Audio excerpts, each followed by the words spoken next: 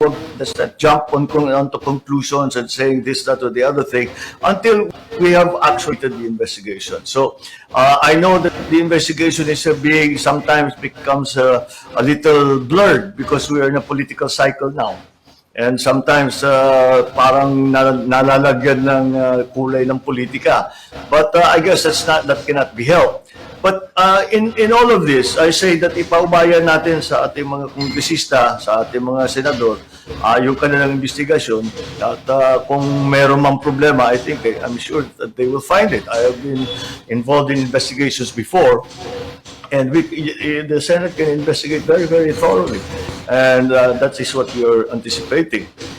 But in the meantime, let us not forget that we are still in the middle of a pandemic.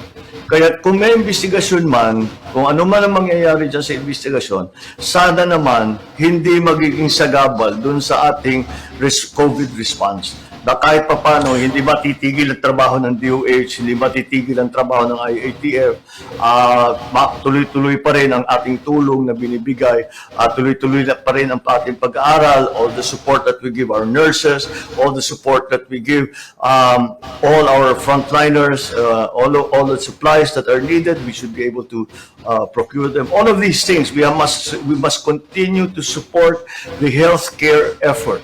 One of the issues there is the lack of nurses. DOH tells us we lack 100,000 nurses. So that kind of very serious problem has to be addressed, and we cannot address it if the DOH and the IATF cannot operate. So let us always remind, tama yung mag-investigasyon, pero wag natin makalimutan that we still have a very huge problem to deal with, and we cannot stop doing it.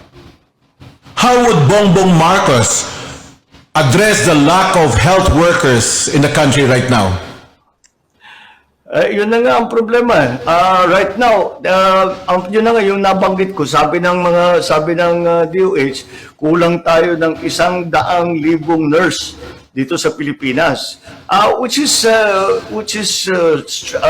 in the meantime, nag-export tayo. We are sending nurses out to other countries. We have gained the reputation in the global healthcare of being good healthcare workers. Our doctors and our nurses and our medtechs have all gained a valuable reputation for being good at their jobs. And that's why lahat talaga hinahanap sila na gusto silang kunin. And that is what's happening. So dapat siguro lahat ng maaari nating maibigay na benepisyo, all of the benefits that we can provide them, all of the support, monetary and otherwise, we should be able to do. We should try to improve their working conditions. We should try to improve all of the things that they need so that they can work properly. We tend to forget when we talk about professionals, when we talk about nurses and doctors and our frontliners, we tend to forget that it's not just a nurse. The nurse is probably the breadwinner of a family. And how can we expect them to work properly if they're worried about their children, about their family? So we should provide all that support. But unfortunately, we have fallen behind a little bit because already in the private nursing association has said that almost 40% of their nurses have left. And have tried to find other jobs because they feel that what they are earning is not sufficient. Kaya napakalaking problema yan. Kaya the nursing market, at least in the Philippines, is there. The DOH and the government have to compete in the nursing market so that the nurses feel that the sacrifices that they're making, talagang na-appreciate ng tao, na-appreciate ng gobyerno, at may talaga kaya buo ang suporta, buo ang tulong. Yan ang ating mga kailangan gawin ngayon. Senator, the Secretary of Education announced that we will start with the pilot testing of face-to-face classes soon enough. Pero what is bothering is itong announcement na she doesn't want any mandatory requirement for vaccination for teachers and non-teaching staff. What's your reaction to this? Well, I think that we may have to have a second look at that policy, you know. Simply because the experiences in other countries when they started the face-to-face was that there were risks involved in having non-vaccinated teachers and non-teaching staff. Don't get me wrong, I'm very happy that we are at least trying to start the face-to-face classes. That is actually, in my view, good news. That is a very good sign that somehow we are slowly going back to normalcy. We will have to see how successful it is. But on the issue of the non-vaccination of the nurses, I believe that the nurses, the teachers, I mean, I believe that they should be vaccinated because they're exposed to many people, and then they are exposed to children and students and young people. And kahit na yung COVID noon ay hindi daw, ang finding ng mga doktor, hindi naman daw tinatamaan masyado yung mga teenager, hindi masyadong tinatamaan yung mga maliliit na mga bata. Pero itong Delta COVID ay iba ang nagiging statistics. Tens of thousands of young children have already been infected with COVID. Teenagers, I think it's 34,000 have been infected with COVID. So iba talaga itong Delta variant na ito. Kaya yan ang kailangan natin bantayan. We have to find we have to add extra measures because the Delta variant is really quite different from the original one in that it is much more infectious than the original COVID. And that's it. So because we're all worried about our children, lahat naman ng magulang inaalala ang kanilang mga anak. Siguro mas maganda doon sa eskwela na magfe-face to face. Yung guro ay nabakunahan, yung non-teaching staff ay nabakunahan. Kahit hindi pa nabakunahan yung mga bata, kahit na hindi pa nabakunahan yung mga estudyante, that will go a long way. Kasi naman yung mga bata, mga estudyante, they will only go to school and then babalik na yan sa bahay. Yung problema sa mga guro ay marami pang pupuntahan yan kasi ganyan ang trabaho nila. Hindi nila naman maiwasan yan. So I think it would be better if we institute a policy in the face-to-face pilot program for schools, for classes. We should do our best to make sure that the vaccine is given to the teachers and to the non-teaching staff who are working in the school. Senator, in recent surveys, you have been named as one of top 3 people who most likely will become the next president of the country. And quite recently, the Partido Federal ng Pilipinas has nominated you for the position of president. Have you accepted that nomination? Well, I of course am extremely grateful for this show of support and trust that the PFP has given me. For one, I have always, I have always said that my decision will come. I will see all the developments in our naiba itong election na ito eh. It's become very different. Maybe it's because of the pandemic. But what has happened here during this election, it is now just a few days before filing, maybe a week and a half before filing, and people have not yet said what they want. Now we have the presidential candidates that have already declared, but the parties have not taken a position. And this is very unusual. Wala pa yung mga malalaking partido, yung Lakas, yung NPC, yung NUP, ang NP, lahat itong, even LP. Although LP has taken a kind of a position. But the big parties have not taken a position on what they will do in the next election. That's why we are still awaiting developments. I'm sure that the parties will have to come to a decision. And that is, for me, what is important. For now, how it will pan out and how those alliances will be formed. And when we have a better picture, then I can tell everybody what my plans are for the next election. Should you decide to accept the nomination, Senator, this means that you have a chance to sit as president of the country, a position that your father occupied for 21 years. If you become president, what changes would you like to see in governance in the country? Oh, well, for one thing, I think we have to reduce the role of politics in the actual day-to-day running of a country. I don't think that we should be, for example, choosing our best and brightest on the basis of a party of partisan interest. I firmly believe that once the election is done, we should remove lahat ng kulay ng politika. We should remove that, and we should find all the best people. We should find everybody who will help to work the country better. And that I think may be really the main motivation for me. If ever, well, it is always the main motivation for me. Since I've gone into politics, is that we of course you cannot avoid politics. You cannot avoid elections, and sometimes you come up against the people that you have been allied with for a very long time.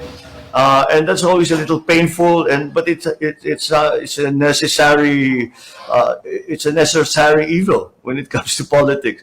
But I surely believe that after the elections are done, then we can all calm down, and we can remember what is most important to our country, and that for me will dictate everything that I will do and everything that I will try to do. We have many examples in the past. When we are confronted with the problems here in our country today, we have had many models and examples in the past where we were successful in facing those challenges. So now that we are reminded by COVID that we have weaknesses in our economy, in our society, when it comes to certain sectors, and I will talk about infrastructure and agriculture and education, and high tech and power generation and water supply, all of these things, all of these basic elements that are so important for nation building, and that is what we will return to. We will return to nation building. We have to stop partisan politics. We have to stop operating solely on the basis that we will how to win the next election or how to put down our political enemies or opposition. We have to stop working for ourselves and start working for the country, and that's what I can say that I will do. Senator, you have not even announced whether you're running for the presidency or not, and yet your detractors have already raised the issue that no Marcos should be allowed in Malacanang again. And worse than that right now is that the fear that there might be a Marcos-Duterte tandem. How would you react to this? Well, it's not exactly a surprise. There's a small group of people out there who will react poorly, badly, basta't Marcos ang kaharap whenever it comes to the Marcoses. And the peddling of hate is really useless. And I wish they would stop that and get on with helping. We're in a crisis here. We need everybody's help. We need everybody's will. We need shoulder to the wheel to try and start getting us out of this pandemic. So all this, I'm used to it. I'm not complaining. I'm used to it. Alam ko naman nung napasok ako sa larangan ng politika, alam ko naman na may ganyan may batikos na ganyan, yung talagang magandang pinag-uusapan, nagde-debate, very objective, and then all the way down to below the belt. Kasama talaga yan. And I'm used to it. But I still, the reason that I do not indulge in it, kaya hindi naman ako nakikipagsabayan sa kanila, dahil walang silbi. It doesn't help anyone. Maybe it makes them feel better for about 5 seconds na minura nila ako. But, what does it help anybody that they did that? So, sana naman, let's get beyond ourselves and try and do something for the country. How would you react to rumors being spread by some of your detractors of a Bong-Bong Sara tandem? Well, yeah, I've been hearing that for a while. But the good mayor has removed herself from the from the mix. Talagang sabi niya hindi na raw siyang tatakbo, basta hindi na siya mag-national position. So yeah, well, it's something that was spoken about, that was brought out in many of the discussions. But in the end, I think Inday Sara decided it for us when she removed herself from contention. Senator, 52% of the new registrants belong to the millennial group. Young people. What is your appeal to the young people in these coming elections? Well, I always considered myself part of the youth movement. I always consider myself, because that's where I started any of my public work. Dati pa, estudyante pa kami, we were already trying to put together with it was my sister Amy then, because she was the one who organized, and she involved me in the Kabataan Barangay. So that was really the start of everything that I did, at least as public work. And so it has stayed with me. As a matter of fact, it stayed with me so much that the Philippine Youth Commission, what is actually a law that was authored by me on my first term in Congress, because that is something that I saw that parang hindi masyadong well represented ang mga kabataan. So I thought that it was important that young people always be involved. Not necessarily in government, but in all of the discussions, in all of the back and forth that's going on in their communities, and that was a way I thought that we could do it, and I still continue to believe in that, because young people have their own issues. Mga kabataan may sariling issue yan eh. Hindi naman pareho ng mga issue ng mga nakakatanda. They have to worry about school, they have to worry about matriculasyon, they have to worry about bullying, they have to worry about employment, they have to worry about drugs, all of many other things that I guess those of us who are already working do not have to deal with. And right now, and that the internet has been a very good development, because it has allowed young people to speak, and this is their medium, and it has given them a voice, and that is a good thing. And we have to listen to that voice. We have to listen to that voice, because we are not here forever. Before you know it, we're gone. They have to take over, and they have to be prepared, and they have to be ready, and know what it is that they have to do to make the Philippines a successful country. So I have a very, very deep and abiding belief that young people should be as part of government or part of their community. Not necessarily in government, but be involved. Be involved with all that is happening. Be involved in anything that you see that you think you can make better. And we have to institutionalize that voice that we will listen to in government from the young people. Senator, your father was instrumental in the institutionalization of ASEAN as an organization. And this was to secure the territorial integrity of countries in Southeast Asia. How do you think we are handling our issues of territorial disputes right now, especially with China? I think as a general rule, I think we have taken the right track in that we are engaging China in the discussion concerning our conflicting claims in the West Philippine Sea. This has always been actually the modus vivendi. This has always been the way that we worked with China since the establishment of diplomatic relationships in 1976, 75. And that was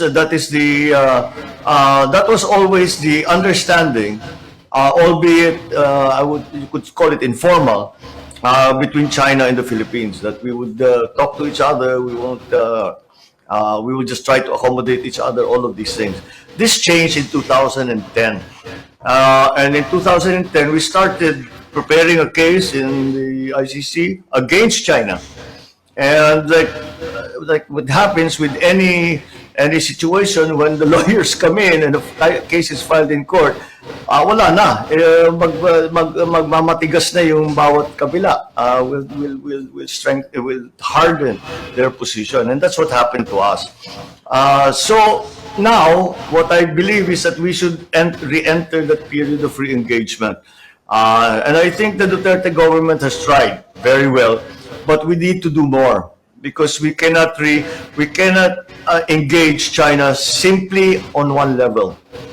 We have to engage China on many levels: on a business level, on a cultural level, on a sports level, on a financial level, all the diplomatic, government level. It's a complicated thing, but that's the way. I believe that's the way to do it.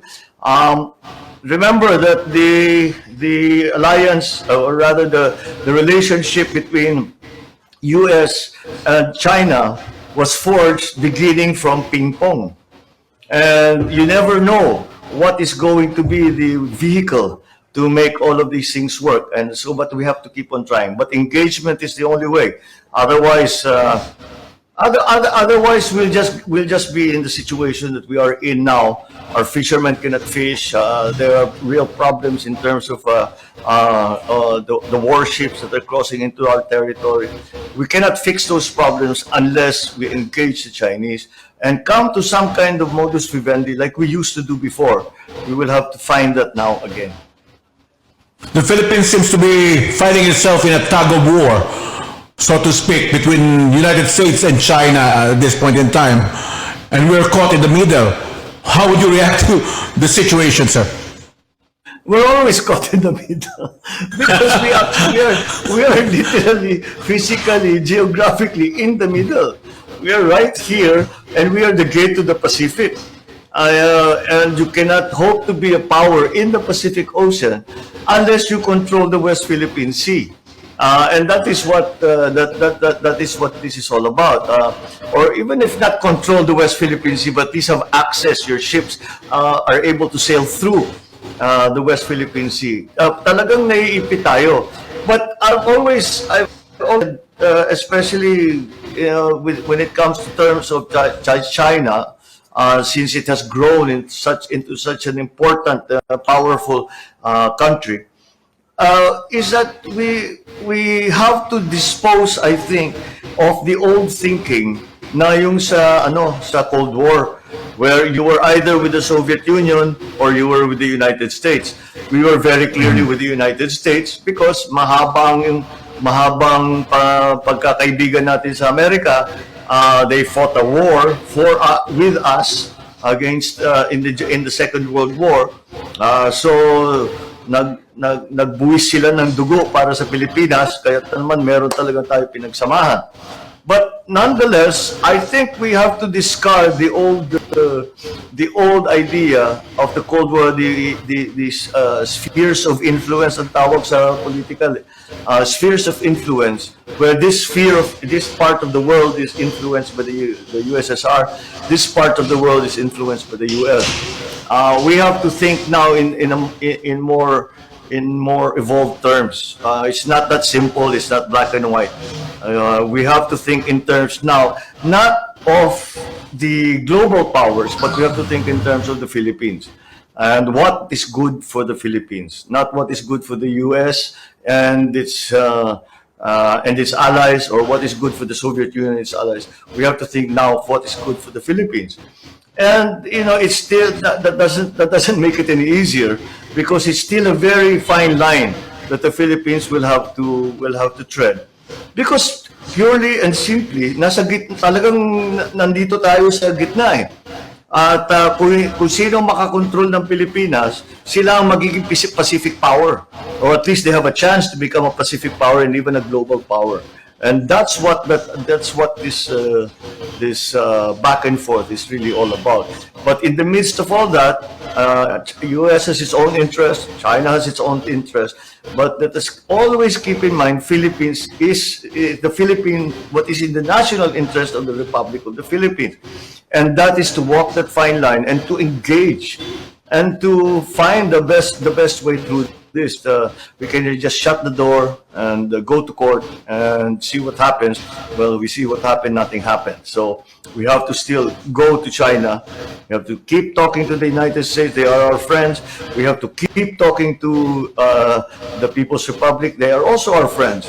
And, make them understand that the Philippines has its own concerns and that those concerns should be respected by all nations. Senator, you're actually being watched right now throughout southwestern Mindanao through our television station. And a lot of people are watching us this time, also through YouTube and the Facebook. I would like you to address the people of Mindanao right now, sir, as to your advocacies. Good afternoon to all of you. Magandang hapon po sa inyo lahat. I thank you for this opportunity to talk about the issues that we are confronting in this difficult time that we are facing. Sana po, you are all okay. I hope everybody is safe. And kung sino man, kung sino man ang nagkasakit, siguro, I hope nakapag-recover na kayo at mag-ingat lang po lahat. At para naman masabi natin, para matapos na natin itong crisis dito sa pandemya. At yung mga ating kaibigan dyan sa Mindanao na nagpapadala at nagpapaabot ng mga mensahe ng suporta, ako'y nagpapasalamat sa inyong lahat. At hindi nyo kami kinakalimutan. Maraming salamat sa inyong lahat. Thank you very much for all that your support and hindi nyong pagsasawa na pagmamahal. Senator Bong-Bong Marcos, sir, thank you very much for your time and being our guest here in Tv11, Zamboanga. Maraming salamat, Ronnie. Thank you very much at magandang hapon sa lahat ng mga nakikinig. Magandang hapon po sa inyong lahat.